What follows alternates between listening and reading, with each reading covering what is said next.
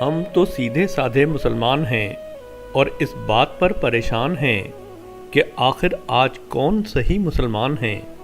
آج بے شمار فرقے ہیں اور ان گنت جماعتیں، اور ہر ایک ہی کا دعویٰ ہے کہ صرف وہی صحیح مسلمان ہیں۔ ہم اسی کشمکش میں تھے کہ خیال آیا کہ ذاکر نائک ہے نا، کیوں نہ یہ گتھی انہی سے سلجھوائی جائے۔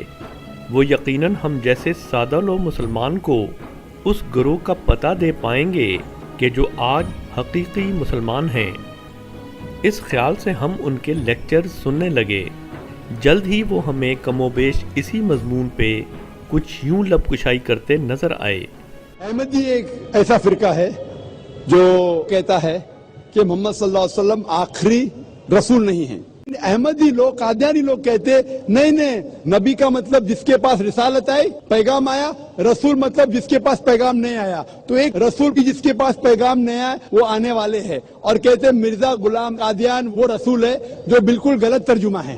وہ نبی اور رسول کو الٹ پلٹ کرتے، they gave different meaning for both. تو ان لوگ غلط معنی لے کے کہتے ہیں کہ قرآن میں لکھا ہے کہ اللہ کے رسول آخری نبی ہے، نبی مطلب اونچا درجہ ہے، رسول نیچے آتا ہے، اس لیے رسول آ سکتے ہیں۔ غلط ترجمہ کرتے اور کہتے ہیں کہ مرزا غلام احمد محمد صلی اللہ علیہ وسلم کے بعد بھی رسول آئیں گے، ان میں سے ایک ہے مرزا غلام احمد قادیان، جو کفر ہے۔ کفر مطلب جو اسلام کے خلاف ہے، قرآن کے خلاف ہے، اللہ کے رسول کے خلاف ہے۔ That's the reason I say they deviated، وہ صحیح مسلمان نہیں ہیں۔ ہمیں معلوم نہیں کہ احمدی مسلمان ہیں یا کافر، مگر یہ تو ہم جیسا عام سا انسان بھی جانتا ہے کہ وہ نبی اور رسول میں کوئی فرق نہیں کرتے۔ جہاں تک ختم نبوت کا تعلق ہے تو یاد آیا کہ چند دن قبل ہی تو ہم نے جاوید احمد غامدی کو ٹی وی پر یہ کہتے سنا تھا کہ احمدیوں کا اس بارے میں عقیدہ بالکل وہی ہے کہ جو بڑے بڑے مجددین امت اور اولیاء کرام رکھتے رہے ہیں۔ نبوت کے سلسلے کے بارے میں یہ بیان مجدد صاحب کو دیکھ لیجئے، یعنی مکتوبات میں بیان کرتے ہیں کہ صرف اتنی بات ہم کہتے ہیں کہ نبوت اپنے منصب کے لحاظ سے ختم ہوئی ہے، کمالات کے لحاظ سے ختم نہیں ہوئی۔ اچھا ابن عربی کو لے لیجئے، فتوحات میں جو فصوص کی طرح کی کتاب نہیں ہے، بیان کیا ہے کہ رسالت مآب صلی اللہ علیہ وسلم پر نبوت تشریح ختم ہوئی ہے، شریعت والی نبوت ختم ہوئی ہے۔ اس کے علاوہ جہاں تک نبوت کا تعلق ہے اپنی حقیقت کے لحاظ سے، وہ ویسی کی ویسے ہی ہے، اور اس کے ہرگز یہ معنی نہیں ہے کہ آپ ختم نبوت کو اس معنی میں لے لیں۔ وہ حدیث نقل کرتے ہیں وہاں ان قطعت النبوہ، تو اس کا مطلب کیا ہے؟ اس کا مطلب یہ ہے کہ تشریح نبوت ختم ہوئی ہے۔ میں نام نہیں لینا چاہتا، لیکن میں یہ کہتا ہوں کہ جن لوگوں کے خلاف اس زمانے میں ہم ہنگامہ کرتے رہے ہیں، وہ اس سے زائد کون سی بات کہتے ہیں؟ یہ سری الفاظ میں بیان ہوا ہے، آپ اجازت دیں گے میں سنا دوں گا۔ یا اللہ، یہ کیا ہوا؟ یہ دو ہی تو جواز تھے کہ جو ذاکر نائک نے احمدیوں کے کفر کی دلیل کے طور پر پیش کیے تھے، اور یہ دونوں ہی غلط نکلے۔ دل کی پریشانی کو کچھ کم کرنے کے لیے ہم نے سوچا کہ ذاکر نائک سے غلطی ہوئی تو کیا ہوا، گرتے ہیں شہسوار ہی میدان جنگ میں۔ جب سارے ہی فرقوں کے مولوی حضرات احمدیوں کو کافر کافر کہتے ہیں تو ضرور یہ کافر ہی ہوں گے۔ چلو نبی اور رسول کے معنی عدل بدل نہ کرتے ہوں گے، اور نہ ہی ختم نبوت کی کوئی ایسی تفہیم کرتے ہوں گے کہ جو مسلمہ بزرگان امت پہلے سے نہ کر چکے ہوں، مگر یہ تو ہو سکتا ہے نا کہ وہ کلمہ، نماز اور قرآن کو نہ مانتے ہوں، تبھی تو کافر کہلاتے ہوں، یا ایسے کام کرتے ہوں جو برے ہوں اور جنہیں قرآن کریم منع کرتا ہو۔ سو ہم دل کی تشفی کے لیے کسی مولانا کی کوئی ایسی ہی دلیل اور ثبوت والی ویڈیو تلاش کرنے میں لگ گئے۔ ابھی چند قدم ہی چلے ہوں گے کہ مولانا چنیوٹی کی یہ ویڈیو دیکھ کر ہکا بکا رہ گئے۔ میں نے کل بھی کہا تھا، کوئی مسلمان جلدی سے عیسائی نہیں بنتا، یہودی نہیں بنتا، ہندو نہیں بنتا، کایا نہیں بن جاتا ہے۔ جب ہندو سے اس لیے نہیں بنتا، وہ سمجھتے میں اسلام سے نکل کر کفر میں جا رہا ہوں، اور قایانی اس لیے آسانی سے بن جاتا ہے، وہ سمجھتا میں اسلام سے اچھے اسلام میں جا رہا ہوں۔ وہ تو اچھے مسلمان ہیں، کلمہ پڑھتے ہیں، نمازیں پڑھتے ہیں، مسجدیں بناتے ہیں، قرآن چھاپتے ہیں، اچھے کام کرتے ہیں۔ اوہ میرے اللہ، احمدی تو وہی کلمہ پڑھتے ہیں، نمازیں پڑھتے ہیں، قرآن کریم شائع کرتے ہیں اور اچھے کام کرتے ہیں، اور ہیں پھر بھی کافر کے کافر۔ واشهد ان محمدا عبدہ۔ اس موقع پر دل ناتواں کو سہارا دینے کی خاطر ہم نے اسے سمجھانے بجھانے کی کوششیں شروع کر دیں، یہ کہہ کر کہ کلمہ، نماز، قرآن اور اچھے کام یہ سب دکھاوا بھی تو ہو سکتا ہے۔ یقیناً عملی اور کاروباری زندگی میں احمدی بے ایمان ہوں گے، اور دوسرے مسلمانوں کے برعکس اس میدان میں احمدیوں کا بے ایمان ہونا کھل کر سامنے آ جاتا ہوگا۔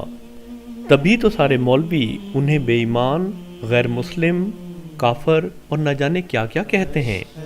ابھی ہم اپنی بڑھتی ہوئی پریشانیوں میں کچھ افاقہ پیدا کرنے کی اسی کوشش میں تھے کہ ایک پاکستانی وزیر مملکت نے لائیو ٹی وی شو میں ساری دنیا کے سامنے یہ اعتراف کر کے دل پر ایک اور بجلی گرا دی کہ آج اگر کوئی عملی اور کاروباری زندگی میں ایماندار ہے تو وہ صرف اور صرف احمدی ہے۔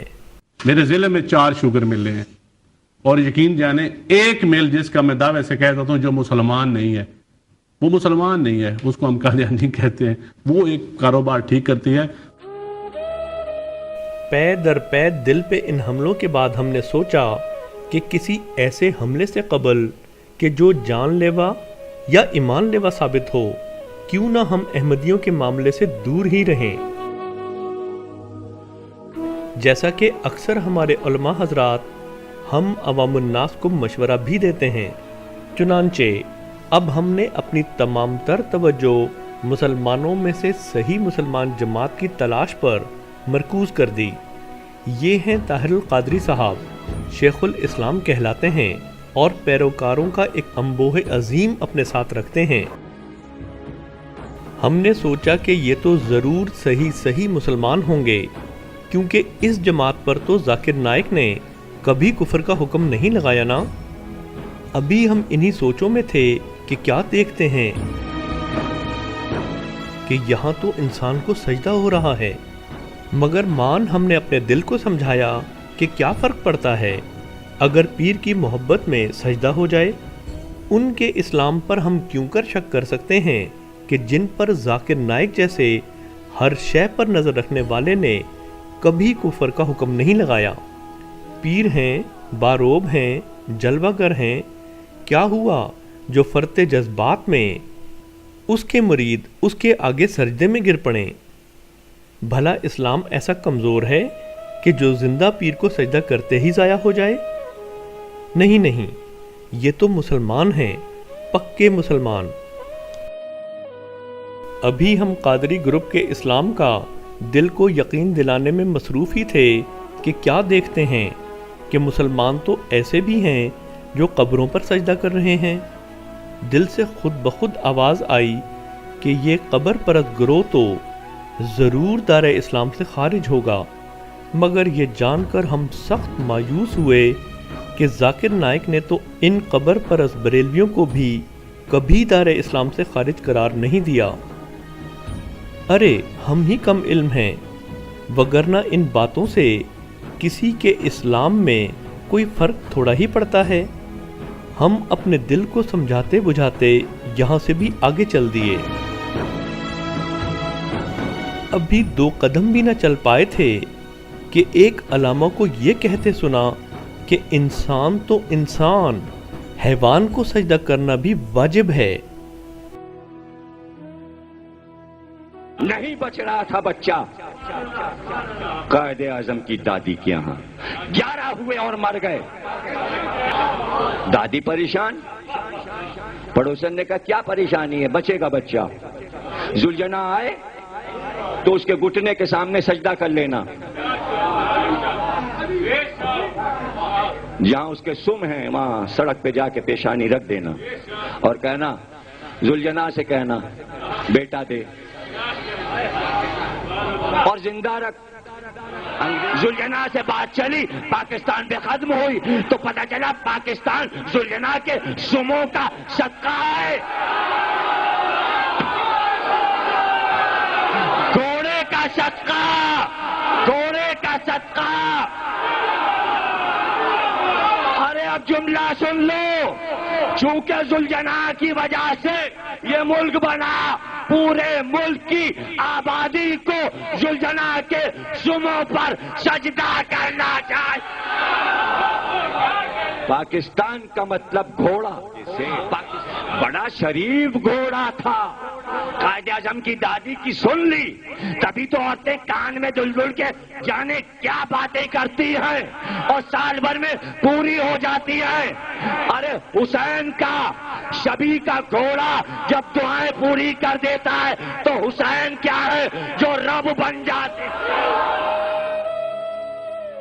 یہ سب دیکھ اور سن کر ہمیں یقین ہوا کہ گھوڑے کو سجدہ کرنا، اس سے دعائیں مانگنا اور حضرت حسین رضی اللہ تعالیٰ عنہ کو رب کہنا، یہ تو ایسے امور ہیں کہ جن کے بارے میں کفر کا کوئی شک باقی نہیں رہتا. مگر یہ جان کر ہماری حیرت کی کوئی انتہا نہ رہی کہ ایسے شیعہ گروہ کو بھی ذاکر نائک نے کبھی دو ٹوک لفظوں میں غیر مسلم یا کافر نہیں کہا، بس صرف قادیانیوں کے بارے میں ایسا کہا ہے. مرتے کیا نہ کرتے، ہم نے دل سے کہا کہ کیا تو ذاکر نائک سے زیادہ جانتا ہے؟ جب وہ اس گروہ کے عقائد کو کفر نہیں کہتے تو آخر تو کون ہے جو ایسا سوچتا ہے؟ آخر گھوڑا بھی تو اللہ تعالیٰ کی تخلیق ہے، اسے سجدہ کرنے سے کون سا آسمان ٹوٹ پڑتا ہے؟ ابھی ہم حیرتوں کے سمندر میں غوطے در غوطے لگا رہے تھے کہ ہمارے ایک دیوبندی دوست جو ہماری کیفیت سے آشنا تھے بولے، ارے سب چھوڑو، بس تبلیغی اور دیوبندیوں کے ساتھ ہو لو، توحید اور اسلام کی وہ شان و شوکت دیکھو گے کہ دل سکون سے بھر جائے گا. ابھی موصوف جملہ پورا بھی نہ کر پائے ہوں گے کہ ہمارے ایک دوسرے دوست جو شہباز قلندر کے معتقدین میں سے ہیں، انہوں نے ایک دیوبندی پیر جناب امین صاحب کی یہ ویڈیو لگا دی. آقا جی کا کتا ہے، گورا ہے یا کالا ہے، تو آقا جی کی عظمت کے سامنے ہمارے تو کچھ نہیں ہے، تو آقا جی کے کتے بن کے ہو ہو کرو.